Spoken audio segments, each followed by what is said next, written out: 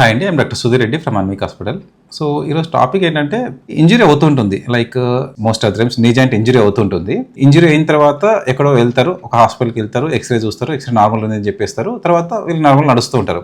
వాళ్ళకి తెలియకుండానే ఇంకోటి ఏం ప్రాబ్లం ఉంటుంది అంటే they will be able to walk, but sudden గా రన్ చేయాలనుకున్నా రన్ చేయలేరు. అంటే ఎప్పుడు ఒక పడిపోతారేమో అనే భయం ఉంటుంది బేసికలీ. తర్వాత ఇన్స్టెబిలిటీ, కాలు నడుస్తుంటే కాలు స్లిప్ అవుతున్నాము అనే కంప్లైంట్ ఉంటుంది చాలా మంది. వీళ్ళు చాలా వరకు ఏమవుతుందంటే అంత పెద్దగా ఇబ్బంది ఉండదు, నార్మల్ నడిచేస్తున్నాం కదా అని చెప్పేసి చాలా మంది చూపించుకోవడం కూడా ఆపేస్తారు. బేసికలీ ఎవరిలో ఎక్కువ వస్తుంటుంది ప్రాబ్లం అంటే లైక్ బ్యాడ్మింటన్ ఆడేవాళ్ళు, తర్వాత ఈ ఫుట్బాల్ ఆడేవాళ్ళు, ఖోఖో ఆడేవాళ్ళు, తర్వాత ఈ sports injuries, one of the main reason cricket కానీ ఈ స్పోర్ట్స్ అన్ని ఇంజరీస్లలో బైక్ మీద నుంచి కింద పడ్డప్పుడు కానీ ఈ ప్రాబ్లమ్స్ ఎదురవుతూ ఉంటాయి. విల్ బి కామన్లీ నెగ్లెక్టింగ్, అంటే ప్రాబ్లమ్ సరే ఉంటుంది కదా అని వదిలేసి అట్లే చాలా వరకు నడిచేస్తూ ఉంటాం. ఎందుకని మనం నార్మల్ నడవగలుగుతున్నాము, రన్ చేయాలనుకుంటే ఇబ్బంది ఉంటే తప్ప మనము అంత పెద్ద దాన్ని పట్టించుకోవట్లేదు బేసికలీ. సో దీనికి ఏంటి అంటే x-ray wise it will be completely normal.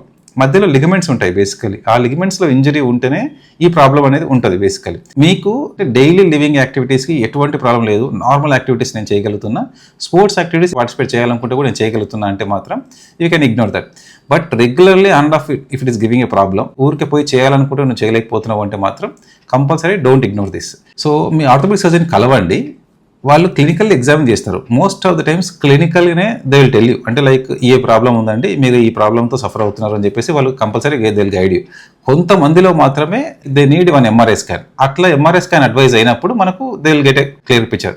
అది అవసరమా లేదా అంటే అవసరం పడుతుందా లేదా అంటే ఎట్లా అంటే వన్స్ క్లినికల్ డయాగ్నోసిస్ అయిన తర్వాత they will advise for MRI. ఎంఆర్ఐలో క్లియర్ కట్ పిక్చర్ అనేది వస్తూ ఉంటుంది. సో ఎంఆర్ఐలో ఆ ప్రాబ్లమ్స్ అనేవి మీకు ఏం ప్రాబ్లం ఉంది అనేది బయటపడుతూ ఉంటుంది.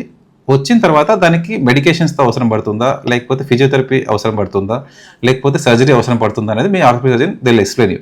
But even after telling surgery advice చేసిన తర్వాత కూడా చాలామంది ఏం చేస్తారంటే దే విల్ బి ఇగ్నోరింగ్. దీనివల్ల ప్రాబ్లమ్స్ ఏముంటాయంటే లైక్ రెగ్యులర్ యాక్టివిటీస్ని నువ్వు చేయలేకపో, అంటే లైక్ రన్నింగ్ యాక్టివిటీస్ కానీ సడన్గా పరిగెత్తాలనుకున్నా, సడన్గా వెళ్ళి బస్సు ఎక్కాలనుకుంటే చేయలేవు ఇట్లాంటివన్నీ యాక్టివిటీస్.